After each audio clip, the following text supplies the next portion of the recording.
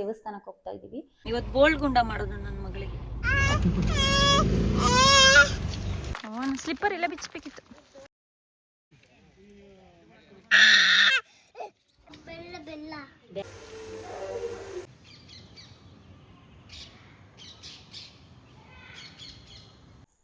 Hi, hello, ನಮಸ್ತೆ, welcome back to my channel. ಇನ್ನೊಂದು ಬ್ಲಾಗ್ಗೆ ಸ್ವಾಗತ.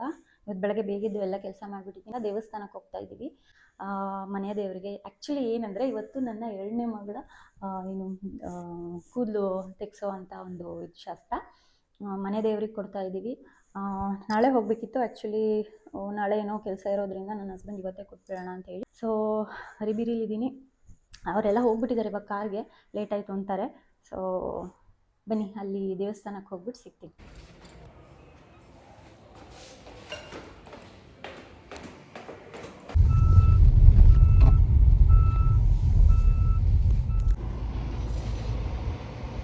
ಇವತ್ತು ಬೋಲ್ಡ್ ಗುಂಡ ಮಾಡೋದು ನನ್ನ ಮಗಳಿಗೆ.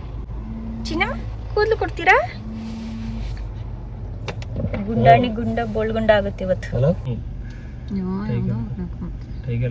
ಚೆನ್ನಾಗಿ ಇವತ್ತು.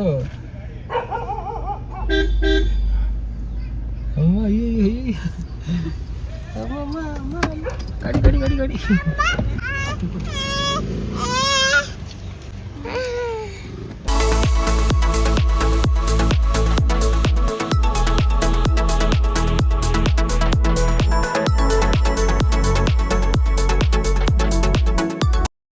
ಮನೆಯಿಂದ ಹೊರಟು ಅಲ್ಲಿ ನಮ್ಮ ಅತ್ತೆ ಮಾವನ ಮನೆಗೆ ಹೋಗಿ ಮಗಳನ್ನ ಕರ್ಕೊಂಡು ನಮ್ಮ ಅತ್ತೆ ಮಾವನ ಜೊತೆಗೆ ಅಲ್ಲಿಂದ ದೇವಸ್ಥಾನಕ್ಕೆ ಹೋಗೋಣ ಅಂತ ಹೊರಟ್ವಿ.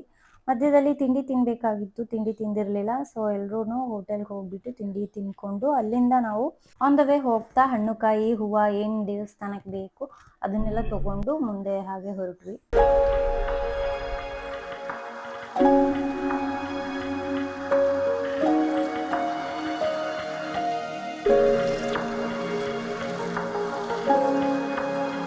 ಓಕೆ, ನಾವು ದೇವಸ್ಥಾನಕ್ಕೆ ಬಂದು ರೀಚ್ ಆಗಿದ್ದೀವಿ.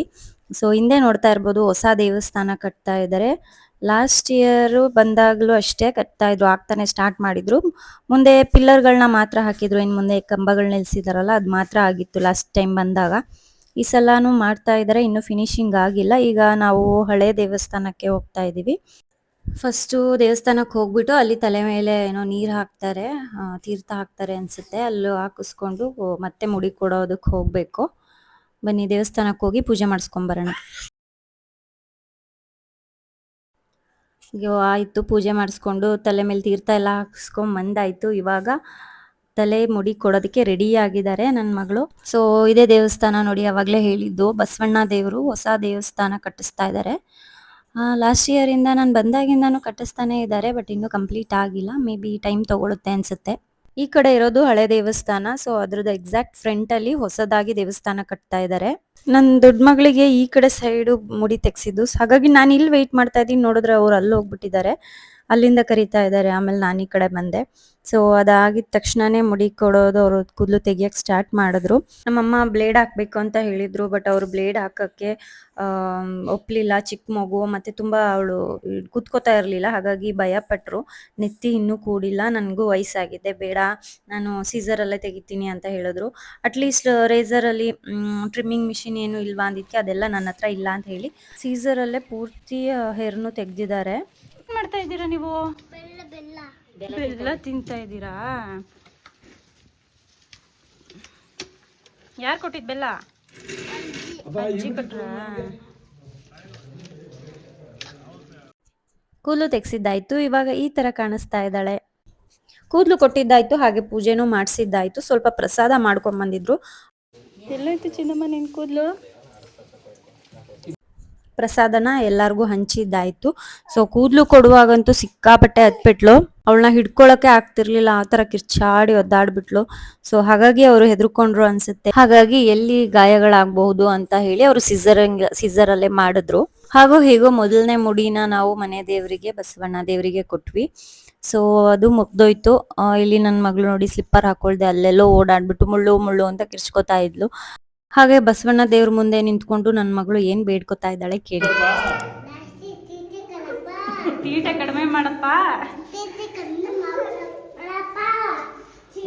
ಅಲ್ಲಿ ನಿಂತ್ಕೊಂಡು ತೀಟೆ ಕಡಿಮೆ ಮಾಡಪ್ಪ ಅಂತ ಹೇಳ್ಬಿಟ್ಟು ಅವಳು ಅನ್ಕೋತಾನೆ ಇದ್ದಾಳೆ. ಸಿಕ್ಕಾಪಟ್ಟೆ ತೀಟೆ ಮಾಡ್ತಾಳಲ್ಲ, ಮೇ ಬಿ ಅವ್ರ ತಾತನೋ ಅಜ್ಜಿನೋ ಆ ಥರ ಎಲ್ಲೋ ಆ ಥರ ಪೂಜೆ ಮಾಡುವಾಗ ಹೇಳಿರ್ಬೋದು ತಮಾಷೆಗೆ. ಅದನ್ನೇ ಇಲ್ಲಿ ಬಂದು ರಿಪೀಟ್ ಮಾಡ್ತಾ ಇದ್ದಾಳೆ. ಎಲ್ಲ ಪೂಜೆ ಮುಗಿಸ್ಕೊಂಡು ಅಲ್ಲಿಂದ ಮತ್ತೆ ನಾವು ಹೊರಟ್ವಿ. ಇನ್ನೊಂದು ದೇವಸ್ಥಾನಕ್ಕೆ ಹೋಗ್ಬೇಕಿತ್ತು. ಅದು ಫೋನ್ ಮಾಡಿ ವಿಚಾರಿಸಿದಾಗ ಓಪನ್ ಇಲ್ಲ ಅಂತ ಹೇಳಿದ್ರು. ಹಾಗಾಗಿ ಇನ್ನೊಂದು ಮನೆ ದೇವರು ಹುಲಿಯೂರಮ್ಮ ಅಂತ ಗೊತ್ತಿರ್ಬೋದು ದುರ್ಗದ ಹತ್ರ. ಸೊ ಅಲ್ಲಿಗೆ ಹೊರಟ್ವಿ.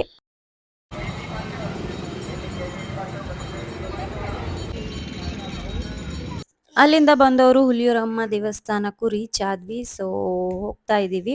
ಅಲ್ಲೂ ಪೂಜೆ ಮಾಡಿಸ್ಕೊಂಡು ಹೋಗ್ಬೇಕು ಇವಾಗ. ಸಿಕ್ಕಾಬಟ್ಟೆ ಬಿಸಿಲಿದೆ, ಸಾಕಾಗೋಯ್ತು.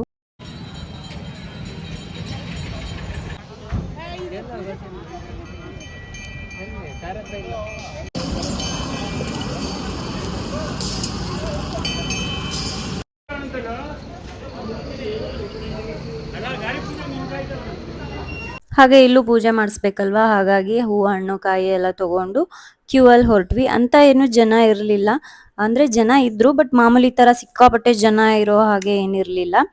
ಹಾಗಾಗಿ ಬೇಗ ಬೇಗ ಸ್ವಲ್ಪ ದರ್ಶನ ಆಯ್ತು.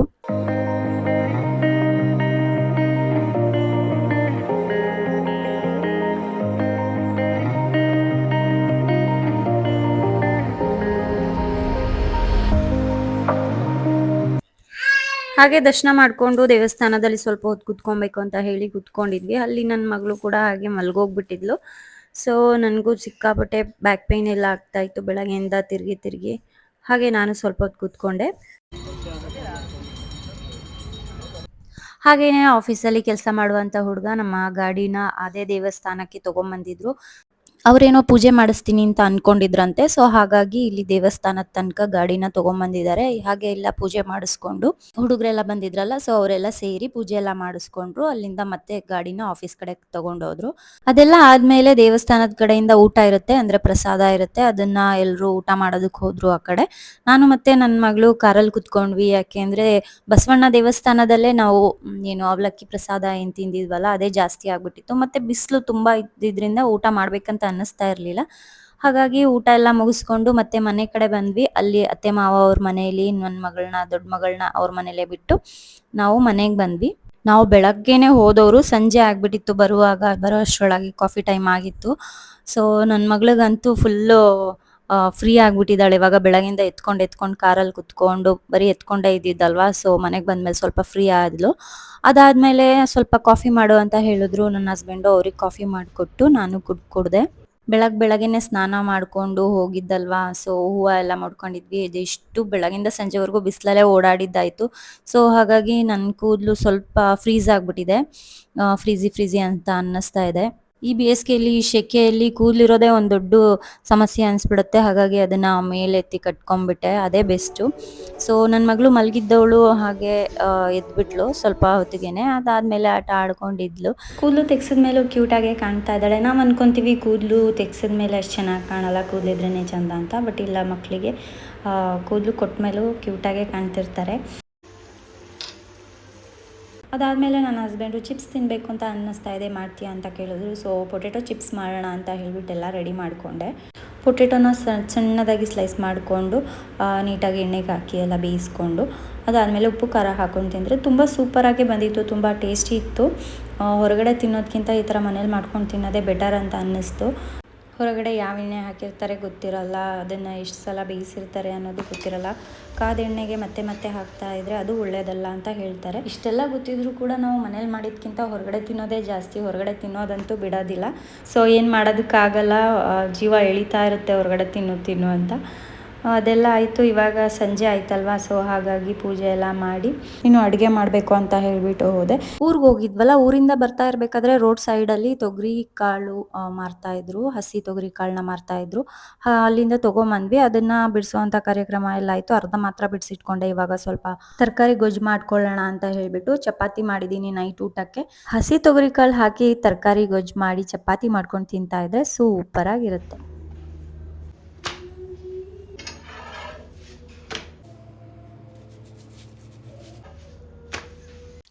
ಸೊ ಇದಾಗಿತ್ತು ಇವತ್ತಿನ ನನ್ನ ದಿನ. ನನ್ನ ಮಗಳ ಕೂದಲು ಕೊಡುವ ಶಾಸ್ತ್ರದ ದಿನದ ಅಂತ ಹೇಳ್ಬೋದು. ಸೊ ಇಲ್ಲಿಗೆ ನನ್ನ ವಿಡಿಯೋನ ಎಂಡ್ ಮಾಡ್ತಾ ಇದ್ದೀನಿ. ಐ ಹೋಪ್ ನಿಮ್ಮೆಲ್ಲರಿಗೂ ಈ ವಿಡಿಯೋ ಇಷ್ಟ ಆಗಿದೆ ಅಂತ. ಸೊ ಇಷ್ಟ ಆಗಿದ್ರೆ ಲೈಕ್ ಮಾಡಿ, ಶೇರ್ ಮಾಡಿ, ಕಮೆಂಟ್ ಮಾಡಿ, ಹಾಗೆ ಸಬ್ಸ್ಕ್ರೈಬ್ ಆಗದೆ ನೋಡ್ತಾ ಇರೋರು ದಯವಿಟ್ಟು ಸಬ್ಸ್ಕ್ರೈಬ್ ಆಗಿ ನೋಡಿ ಅಂತ ಹೇಳ್ತಾ ಈ ವಿಡಿಯೋನ ಇಲ್ಲಿಗೆ ಮುಗಿಸ್ತಾ ಇದ್ದೀನಿ. ನೆಕ್ಸ್ಟ್ ವಿಡಿಯೋದಲ್ಲಿ ಸಿಗ್ತೀನಿ. ಬಾಯ್.